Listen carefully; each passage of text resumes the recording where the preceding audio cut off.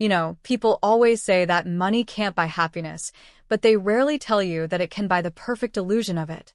My name is Maya, and for the longest time, I lived a life many people would envy, married to a wealthy man, surrounded by luxury and treated like a queen, or so it seemed. It's funny, looking back, how blind I was to the truth. I guess when you're drowning in wealth and privilege, it's easy to ignore the cracks in the foundation. But those cracks were always there, hidden behind the facade of expensive jewelry, lavish vacations, and the perfect social media posts. Behind closed doors, though, behind the designer clothes and the shiny cars, my marriage to Lucas was a farce. I didn't want to see it at first. Maybe I was naive. Maybe I didn't want to face the reality that the man I had promised my life to had turned into a stranger.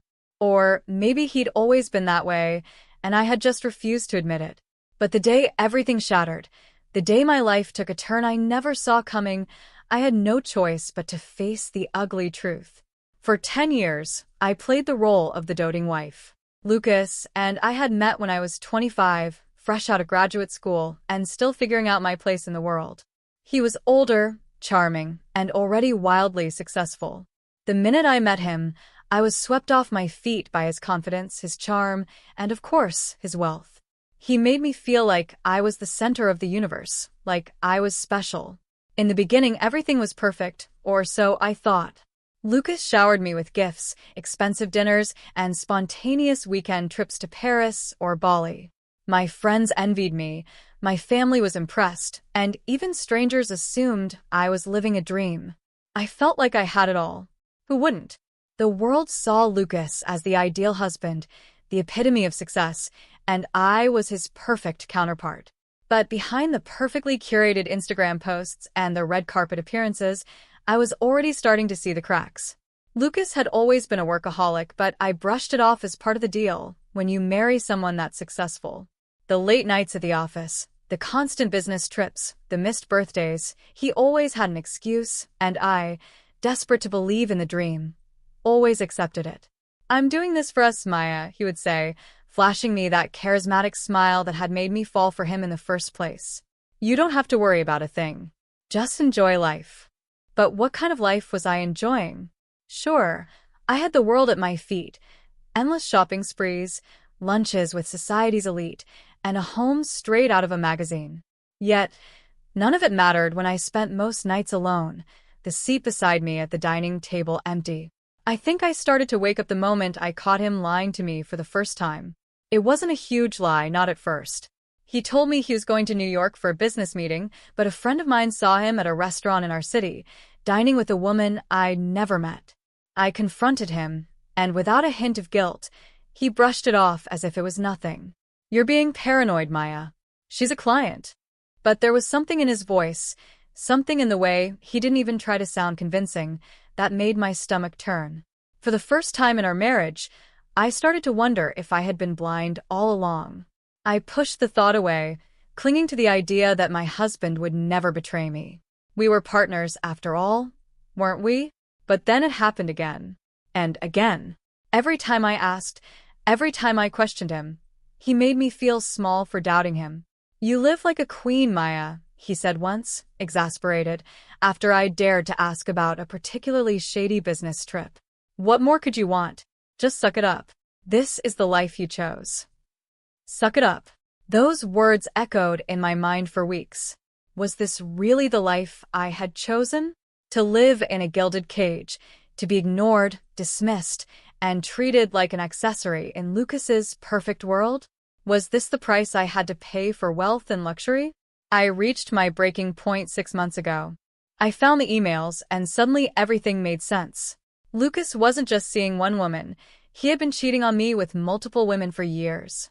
The messages were explicit, full of promises, lies, and plans to meet in hotel rooms across the world. I felt sick, reading each one, my hands shaking as the truth I had avoided for so long came crashing down. When I confronted him, I expected him to deny it, to lie, to beg for forgiveness. But instead, he looked at me with cold eyes and said the words that would forever change everything. "So what? I'm rich, Maya. I can do whatever I want. You should be grateful for the life I've given you. Grateful. Grateful for being lied to, cheated on, disrespected? Grateful for a life that had turned me into a hollow version of myself, living in the shadows of a man who thought his money gave him the right to do whatever he pleased? That night, I packed a bag and left. I didn't say a word, didn't look back, and for the first time in years, I felt like I could breathe. It wasn't easy. Walking away from a life of luxury meant walking away from everything I had known for a decade. But I knew I deserved better. I deserved respect, honesty, and love. Things Lucas had never truly given me. The divorce process wasn't easy. Lucas thought he could intimidate me, that his lawyers and money would scare me into submission. He didn't expect me to fight back. But I had been broken for too long, and something inside me snapped. I wasn't going to be the meek, obedient wife anymore. I wanted out, and I wanted what was mine. It turns out, Lucas wasn't as invincible as he thought. His arrogance had made him careless.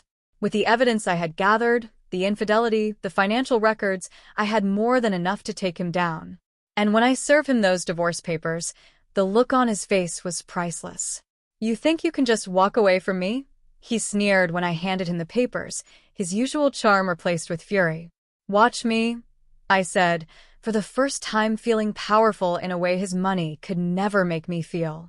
It's been 6 months since the divorce was finalized. I'm no longer Maya Anderson, the woman tied to a man who thought he owned the world and everyone in it. I've moved into my own place, smaller but mine. I've reconnected with friends I had lost touch with, started working again, and rediscovered the parts of myself I had lost during my marriage.